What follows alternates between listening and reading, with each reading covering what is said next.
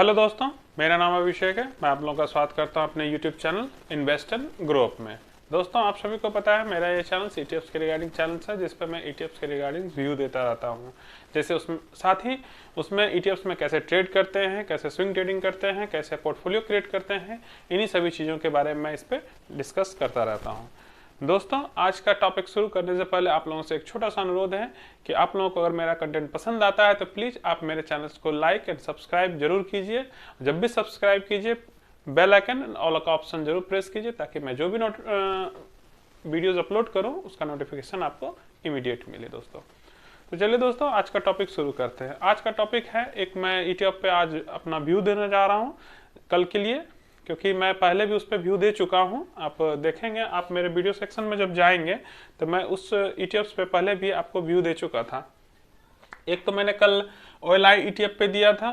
अब इसके बारे में भी थोड़ा सा बता दूंगा, इसमें इस ईटीएफ में क्यों दिया था और अभी देखिए क्या होने वाला है उसमें। ठीक है, साथ ही मैंने एक और ईटीएफ के बारे में बताया था, ठीक है,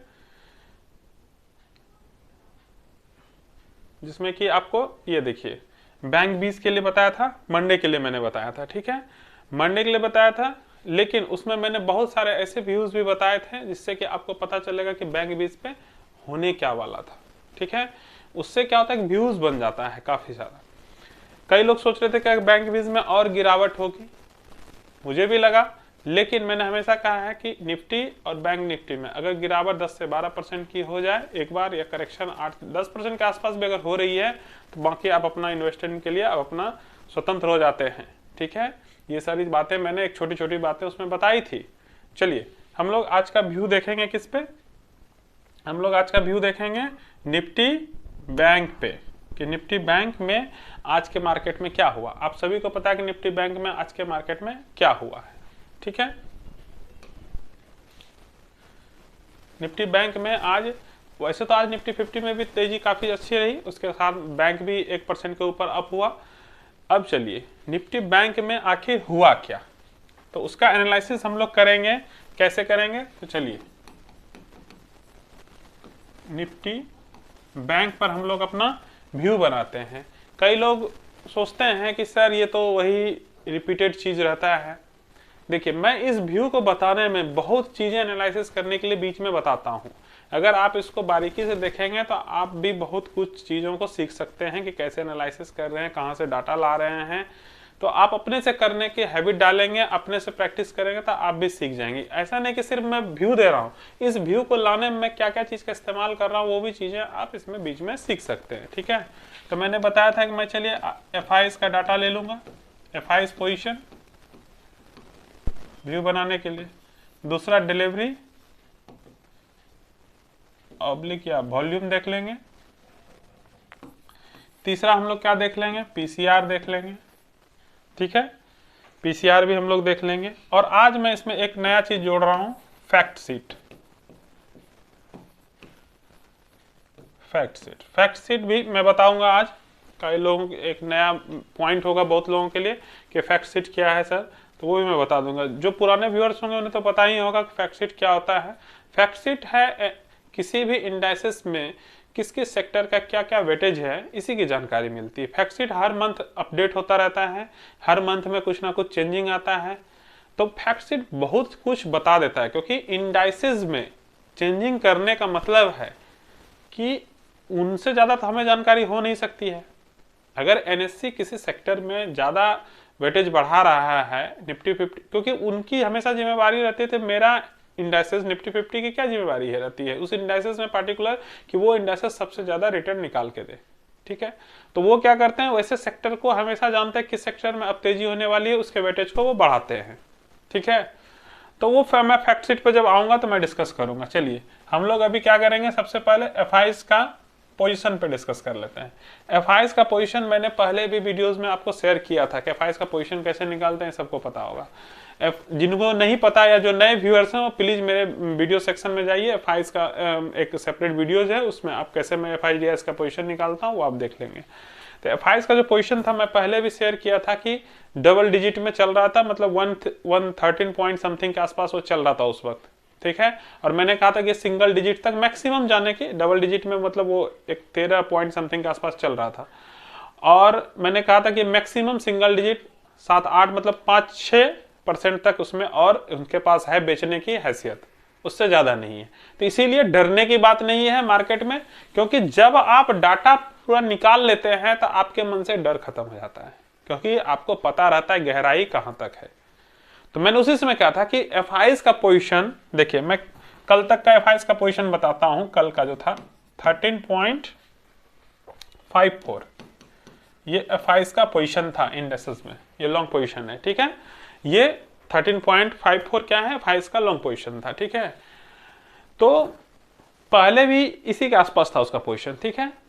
तो मैंने कहा भी था कि वो ज्यादा से ज्यादा यहां से कहां जाएगा, सिंगल डिजिट में जाएगा, कितना 7-8।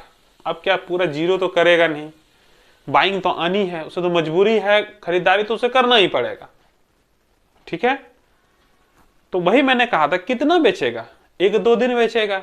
अगर मैं बता दूं कि अगर कितना गिरावट होगी मार्केट में, अगर वो 6% बेचता भी है तो चलो एक दिन मार्केट 1.5-2% और हिल जाएगा इंडेक्सेस नीचे, इससे ज्यादा और कुछ नहीं होने वाला है। इसलिए मैंने उसमें कॉन्फिडेंस से कहा था, जो मैंने व्यू पहले भी दिया था उसमें मैंने कहा था, मंडे का जो मैंने व्यू दिया था उसमें कहा था कि ज्यादा संभव नहीं है। चलिए, तो मैंने आज मैं अब देखिए, ये था प्रीवियस डे का पोजीशन और आज का पोजीशन मैं यहां लिख देता हूं। आज का पोजीशन है 19.53 अप्रॉक्स, प्लस कितना हो गया 6% के आसपास इसमें खरीदारी हुई एफआईज का। मैंने कहा था कि उनको बाइंग करना ही पड़ेगा, ये आज का करंट पोजीशन है एफआईज का इंडेक्सेस में, कि उनको खरीदारी करना ही पड़ेगा, मजबूरी है ही नहीं बेचने के लिए अब, ठीक है। तो एफआईज ने खरीदारी की, क्या कैश में खरीदारी की थी, ये तो मैंने इंडेक्सेस में बता दिया। चलिए हम लोग एक बार इसका कैश का भी डाटा देख लेते हैं कि एफआईज ने कैश में आज क्या किया। जब हम लोग आज कैश का डाटा देखेंगे एफआईज का, तो क्या दिखता है यहाँ सामने देखिए एफआईज, और देखिए यहाँ पर आपको दिख रहा होगा, ये रहा डेट आज का 2 जनवरी, ठीक है। और आप देखेंगे यहाँ पे ये डीआईज का पोजीशन है और ये एफआईज का पोजीशन है। यानी कि अगर किन्हीं को नहीं दिख रहा तो मैं क्लियर यहाँ लिख देता हूँ, एफआईज ने 22 करोड़ की खरीदारी, सॉरी डीआईज ने, मैं यहाँ लिख देता हूँ अगर किन्हीं को नहीं दिख रहा हो तो डीआईज ने 22 करोड़ की खरीदारी की है और एफआईज ने 1506 करोड़ की खरीदारी की है। किसमें, कैश में, ठीक है। यानी उसने इंडाइसेस में भी खरीदारी की, लॉन्ग में 6% की बढ़ोतरी की और पोजीशन अपना बढ़ाया, किसके लिए, इस मंथ की एक्सपायरी के लिए, ठीक है ना। तो अब आप समझ लीजिए कि अब जब खरीदारी होनी शुरू हो गई एफआईज की तरफ से, ठीक है ना, तो प्रेशर, और अब हम बताएंगे कि मैं निफ्टी बैंक को ही क्यों बता रहा हूं, वो भी मैं लाता हूं, मैं निफ्टी 50 को भी बताता अभी, लेकिन निफ्टी 50 में अभी प्रेशर बनी रहेगी, लेकिन बैंक में कम चांसेस है। क्यों, बैंक ने साल भर में कुछ खास रिटर्न दिया नहीं है, और बाकी और भी मैं धीरे धीरे बताता हूं आपको, धीरे धीरे आप समझेंगे। तो ये आप कैश का पोजीशन जान गए, ठीक है। चलिए, ये आपने कैश का पोजीशन जान लिया कि एफआईज ने कैश में आज क्या किया। चलिए हम लोग फिर चलते हैं अपने सीट पे। तो ये आप समझ गए। चलिए अब नेक्स्ट क्या था मेरा, ये हमने जान लिया, उसने पोजीशन 6% की बढ़ोतरी की। अब हम लोग चलते हैं डिलीवरी पोजीशन पे। एक बार हम लोग डिलीवरी एंड वॉल्यूम को भी चेकआउट कर लेते हैं कि डिलीवरी एंड वॉल्यूम क्या रहा था। चलिए एक बार डिलीवरी एंड वॉल्यूम देख लेते हैं। ये मैंने बैंक 20 को ओपन किया।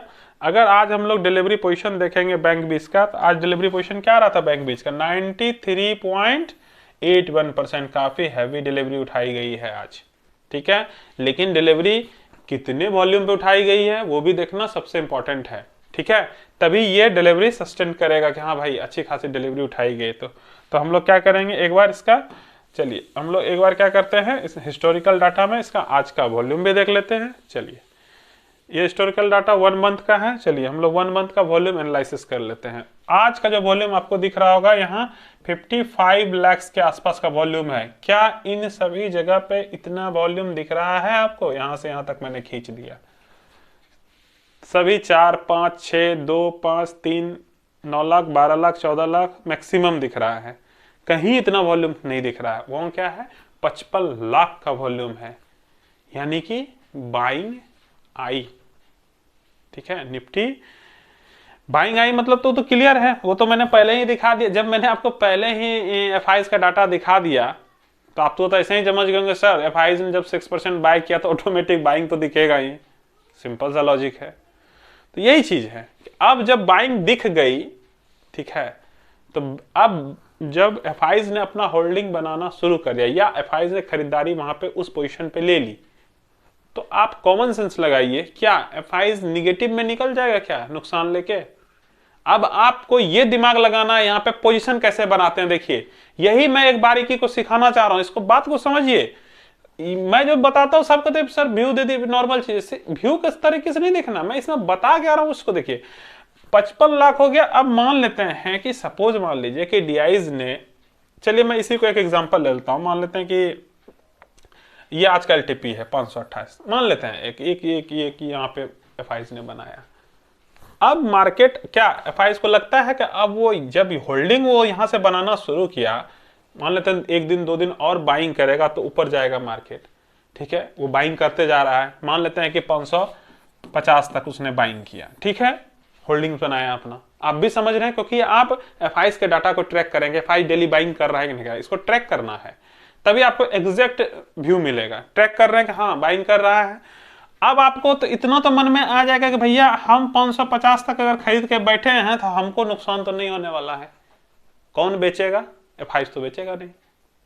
मानते हैं DIs and pro profit booking करेंगे, ठीक है ना, DIs and pro profit booking करेंगे और एफआईज अगर बाय कर रहा तो क्या मार्केट गिरेगा? ज्यादा से ज्यादा क्या होगा? न्यूट्रल में रहेगा मार्केट, ठीक है ना। तो यही चीज है कि अगर आप एफआईज के साथ चल रहे हैं, अगर आप देख ली एफआईज ने बाइंग शुरू किया, अगर कोई न्यू पर्सन है नहीं पता है, एफआईज के साथ वो उतर गया, ठीक है, इस लेवल पर उसने बाय कर लिया, ठीक है, तो उसको ये टेंशन तो नहीं रहेगा कि सर हमको नुकसान होगा। क्यों? एफआईज ने जब खुद वहां पर पोजीशन बना लिया है तो एफआईज क्या करेगा? प्रॉफिट काटेगा, ठीक है, प्रॉफिट काटने के लिए वो आता है मार्केट में। तो अगर इस यहां पर उसने बाय किया तो कोई मान लेते हैं सेल करके निकल, वैसे तो कैश पोजीशन में आज डीआई ने भी नहीं काटा है, ठीक है, बट इंडाइसेस में काटा होगा, मैंने उसका डाटा कैलकुलेट नहीं किया है। हो सकता है डीआईज ने इंडाइसेस में आज सेल करके प्रॉफिट बुकिंग किया या प्रो ने प्रॉफिट बुकिंग किया होगा, ठीक है। लेकिन एफआईज जब बाय करता है ना तो ये लोग दोनों जब खरीदारी भी करेंगे ना तो फर्क नहीं पड़ता है इंडाइसेस। आप बेचेंगे भी तो फर्क नहीं पड़ेगा, उसकी हैवी बाइंग आती है एफआईज की, पैसे का उसके पास फ्लो ज्यादा है, तो बाइंग ज्यादा आती है तो मार्केट ऊपर चला जाता है। इसलिए अगर उनके बाइंग के साथ अगर मेरा पोजीशन बन रहा है तो ये तो निश्चिंत हो जाएंगे कि भैया हमको तो प्रॉफिट बनेगा ही बनेगा। एक अब जब उसने बनाना तो आप देख रहे हैं कब उसका एफआईज का पोजीशन क्या हो गया। एफआईज का एक बार पोजीशन देख लीजिए फिर से, तो आपको कॉन्फिडेंस आएगा यहाँ पे कि सर एफआईज का पोजीशन तो 6% 19% था। और एफआईज अपना पोजीशन देखिएगा ना, जब एफआईज अपना पोजीशन बनाता है तो 65-70% तक पोजीशन लेके जाता है अपना, ठीक है ना, ये याद रखिएगा। नहीं तो जो अभी मेरा ये चल रहा है ना, अभी मैं आपको व्यू देता रहूंगा, क्योंकि देखिए ज्यादातर व्यू मेरा हमेशा निफ्टी 50 बैंक 20 में क्यों रहता है, क्योंकि ये मेन सेक्टर है, सबसे ज्यादा है। इसके बाद कौन बचता है? एक सिल्वर या आईटी, ठीक है। आईटी पे मैंने कम व्यू दिया है क्योंकि आईटी अभी हाई पे है और मैंने खुद उसमें इन्वेस्टमेंट नहीं किया अभी, तो मेरा व्यू, लेकिन मैं आप लोगों के लिए व्यू जरूर लाऊंगा। ऐसा नहीं कि आईटी पे मैं इन्वेस्ट नहीं करूँ, मैं बहुत सारे सेक्टर पे नहीं करता इन्वेस्ट। इसका मतलब ये नहीं कि आप लोग नहीं कर सकते हैं, बिल्कुल स्वतंत्र हैं, ठीक है ना। मैं व्यू लाऊंगा, उस पर भी लाऊंगा। तो मेन क्या है? 4 आप भी जानते हैं कि इन 3 सेक्टर निफ्टी 50 में सबसे ज्यादा बैंक का है, आईटी का है, बोलबाला रहता है, सबको पता है, और उसके पास एक गुड्स आ जाते हैं उसमें। तो चलिए उन बातों पर नहीं ध्यान देते हैं। तो इसका हम लोग यहाँ देखते हैं कि 70% तक इसका पोजीशन जाता है, ठीक है ना। तुरंत नहीं जाएगा, ऐसा नहीं कि एकदम तुरंत चला गया 70%, नहीं, ऐसा नहीं होता है, स्लोली, ठीक है ना। तो अब क्या है कि एफआईज ने जब अपना बाइंग स्टार्ट कर दिया यहाँ पे, तो आप लोगों के लिए क्या हो गया? एक पॉजिटिव साइन हो गया कि चलो एफआईज बाइंग करना शुरू किया। अगर कोई एफआईज के साथ पोजीशन बनाता तो उनको कोई टेंशन नहीं होगा मन में, इस चीज को पहले दिखा ली।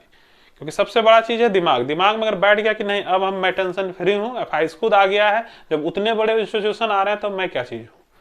चलिए, एक तो आपको कॉन्फिडेंस आ जाएगा यहाँ पे। डिलीवरी एंड वॉल्यूम भी आपने देख लिया, 93% हैवी वॉल्यूम्स है, हैवी वॉल्यूम 55 लाख का वॉल्यूम्स 93% के डिलीवरी पोजीशन के साथ, काफी अच्छी। चलिए अब हम लोग क्या देख रहे हैं, एक बार पीसीआर देख लेते हैं, ठीक है ना, पुट कॉल रेशियो देख लेते हैं। पीसीआर निफ्टी 50 का, सॉरी निफ्टी बैंक का पीसीआर क्या था कल का, ये जो पीसीआर है मैं कल की बता रहा हूँ, 0.94 का पीसीआर था, ठीक है, और आज का पीसीआर कितना हो गया 1.05। ये पीसीआर कब का है, ये आज का है, ठीक है ना। निफ्टी बैंक का मैं पीसीआर बता रहा हूँ, निफ्टी बैंक का पीसीआर। और आप सभी को पता है कि 0.81 से 1.20 का रेंज क्या होता है, ये इशारा करता है साइडवेज को, ठीक है ना। अभी मार्केट आपका साइडवेज में स्टार्टिंग फेज में है, ये जैसे कि यहाँ से साइडवेज ही स्टार्ट हुआ, तभी ये साइडवेज में ही चल रहा है मार्केट आपका, अभी तो बुलिश में भी नहीं इन किया है। एफआई जब बाइंग करेगा तो बुलिश, एक्सट्रीम बुलिश तक लेके चला जाएगा मार्केट को, तो इसीलिए अभी तो रैली शुरू होगी बैंक के लिए, ठीक है ना। मैं बैंक की बात कर रहा हूँ, आप और कुछ मत सोच लीजिएगा, मैं सिर्फ बैंक की बात कर रहा हूँ। बैंक में तो अभी बाइंग शुरू हुई है, आप ये डाटा को ध्यान में रखिएगा, ठीक है। मैं इस पे अब जब रेगुलर रिव्यू करूंगा, ठीक है ना, मेरा व्यू बैंक 20 पे खास करके रेगुलर आएगा, ठीक है। और तभी आपको क्या होगा, जब रेगुलर आप व्यू देखेंगे तो आपको पता चलते जाएगा कैसे कैसे कैसे कैसे स्टेप बाय स्टेप व्यू निकालते, फिर आपको भी मजा आएगा, आप भी नोट करेंगे, हाँ इतना सर पोजीशन था, इतना हो रहा है, कॉन्फिडेंस आएगा आपको वहां पे कि नहीं एफआईज बाय कर रहा है सर, एफआईज एकदम आपको एकदम डिबेट की तरह लगेगा, नहीं सर इतना बेच दिया एफआईज ने, इतना बेच रहा है एफआईज, अब पोजीशन इतना हो गया सर, 70% तक जा रहा है, यानी कि एफआईज कभी भी काट सकता है सर, हम लोग भी पोजीशन उसके साथ चलते हैं सर, उसको बेचना शुरू करते हैं, पोजीशन हल्का करते हैं सर, फिर एफआईज के साथ पोजीशन बनाएंगे। इस तरह जब चलिएगा ना आप साथ में, तो आपको भी मजा आएगा प्रॉफिट बुकिंग में। तो वही चीज मैं सिखाना चाह रहा हूँ। चलिए, तो ये आप अभी का देख लिया, अभी मार्केट क्या है आपका साइडवेज है, मैंने 3 पैरामीटर्स पे आपको बता दिया। चौथा जो मैंने आज पैरामीटर्स जोड़ा है फैक्ट शीट का, जो पुराने होंगे उन्हें पता होगा फैक्ट शीट क्या है। मैं फैक्ट शीट, जो नए व्यूअर्स हैं उनको मैं बता देना चाहता हूँ कि फैक्ट शीट क्या है। फैक्ट शीट है कि किसी भी इंडाइसेस में, ठीक है ना, किसी भी इंडाइसेस में जो भी सेक्टर का होल्डिंग्स है उसके परसेंटेज को देखना, कितना परसेंटेज वेटेज है, वही फैक्ट शीट में रहता है। हर मंथ फैक्ट शीट अपडेट होता है और चेंजिंग होते रहती है। चलिए, तो हम लोग एक बार फैक्ट शीट का भी दर्शन कर लेते हैं कि सर फैक्ट शीट क्या कह रहा है, ठीक है। चलिए हम लोग एक बार इंडेक्स का फैक्ट शीट देख लेते हैं। ये मैंने, चलिए निफ्टी 50 का मैंने फैक्ट शीट ओपन किया, ठीक है। चलिए हम लोग निफ्टी 50 का फैक्ट शीट देख लेते हैं। तो आप जब निफ्टी 50 फैक्ट शीट में जाएंगे तो आपको यहाँ दिख रहा होगा, देखिए ये है फाइनेंशियल सर्विस सेक्टर, ये आपको यहाँ दिख रहा होगा, ये है ना फाइनेंशियल सर्विस सेक्टर, ठीक है। ये आपको यहाँ दिख रहा होगा फाइनेंशियल सर्विस सेक्टर। इसमें परसेंटेज क्या है 34.64 का वेटेज है, ठीक। बोलेंगे सर ये तो समझ गए, इसमें और क्या दिखा हमको, कुछ तो समझ में नहीं आया, सिर्फ आप परसेंटेज दिखा दिए। परसेंटेज में क्या है, ये है किस महीने का, दिसंबर मंथ का फैक्ट शीट है। हम लोग चलेंगे अक्टूबर और नवंबर का भी फैक्ट शीट देखेंगे, ठीक है। अक्टूबर मंथ का फैक्ट शीट क्या कह रहा था, अक्टूबर मंथ का फैक्ट शीट में तो कह रहा था 34.25, ठीक है। उसके बाद नवंबर कितना कहता है 34.53। ये सब आपको नोट करके रखना पड़ेगा। आपको हर मंथ जिस तरह डाटा एनालिसिस करते हैं तो ऐसा नहीं है कि आपको नोट करके डायरी में रखना पड़ता है, मैं खुद डायरी में नोट करता हूँ, ठीक है। आप सोचेंगे कहाँ से लाए डाटा सर, तो आप मंथली एक बार फैक्ट शीट को देखिए। मार्केट को जब तक हमेशा रेगुलरली वॉच नहीं करेंगे, देखिए एक्सेप्शनल आप कब होते हैं, जैसे कोई आम आदमी 10% 15% प्रॉफिट निकाल रहा है, आप कहेंगे 25% 30% हमको भी कमाना है, कैसे, जब तक आप उससे एक्सेप्शनल मेहनत नहीं करेंगे। सोचेंगे हम नहीं करें सर तो नहीं होगा, मेहनत आपको, मैं सिर्फ आपको जरिया या रास्ता बता सकता हूँ, ठीक है। तो देखिए अक्टूबर का ये फैक्ट शीट कह रहा था 34.25 था फाइनेंशियल का वेटेज, नवंबर का ये वेटेज हो गया और दिसंबर का ये वेटेज। आप देख रहे हैं रेगुलर ग्रो हो रहा है। जब इंडाइसेस फाइनेंशियल सर्विसेज सेक्टर में वेटेज बढ़ा रहा है तो इसका इशारा क्या है, इशारा आप खुद समझ जाइए।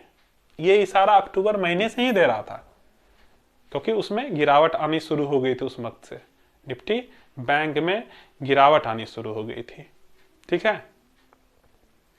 तो वही इशारा दे रहा था और इसमें इसने वेटेज को क्या किया, इंक्रीज कर दिया, वेटेज इंक्रीज कर दिया। इसका मतलब है कि अब बाइंग कहां शुरू होगी, बाकी बताने की जरूरत नहीं है, आप लोग इतने से समझ गए होंगे कि मैं कहना क्या चाह रहा हूं, ठीक है। आप चारों बातों को समझ गए इसमें। चलिए अब मैं कहां चलता हूं, अब आपको चलता हूं फॉरेन मार्केट को। एक बार मैंने 4 बिंदु पे व्यू निकाले, अब हम लोग चलते हैं एक बार फॉरेन मार्केट को भी देख लेते हैं, फॉरेन मार्केट में आज हो क्या रहा है। ठीक है, चलिए एक बार हम लोग फॉरेन मार्केट का भी दर्शन कर लें कि फॉरेन मार्केट में क्या चल रहा है और कहाँ तेजी है और कहाँ मंदी है। इस चीज को हम लोगों को देखना जरूरी होता है। चलिए हम लोग एक बार वहां के इंडाइसेस में चलते हैं। तो आप लोग देखेंगे कि जो हमारा निफ्टी गिफ्ट निफ्टी है, यानी कि जो हमारा निफ्टी 50 का फ्यूचर्स है वो फ्लैट, मतलब कि फ्लैट ही है। ठीक है, चलिए डाउ जोन्स में आपको दिख रहा होगा कि थोड़ी सी यहाँ तेजी दिख रही है, डाउ जोन्स में तेजी दिख रही है यहाँ पे, ये यहाँ पे दिख रहा होगा डाउ जोन्स में आपको तेजी थोड़ी दिख रही है यहाँ पे।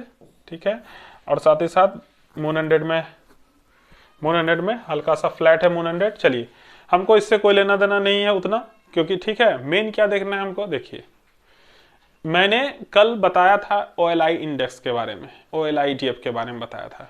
ठीक है, क्योंकि मैंने कहा था उसमें कि गिरावट लगभग सफिशिएंट हो गया, क्योंकि वो बॉटम पे रिवर्सल ले रहा है। अगर कल किसी ने नहीं, तो मैं वैसे अभी मैं बैंक 20 का बता रहा हूँ, बट एक लाइन में बोल देता हूँ क्योंकि यहाँ मैटर आ गया, तो अगर मुझे दिख रहा है तो बता देने में फायदा है। अगर भाई लोगों को थोड़ा सा बेनिफिट मिल जाता तो बताना चाहिए। देखिए आप देख रहे होंगे कि ब्रेंट ऑयल और क्रूड ऑयल, ठीक है, आप देख रहे होंगे दोनों में, साथ ही साथ नेचुरल गैस, इन तीनों में क्या दिख रही है आपको?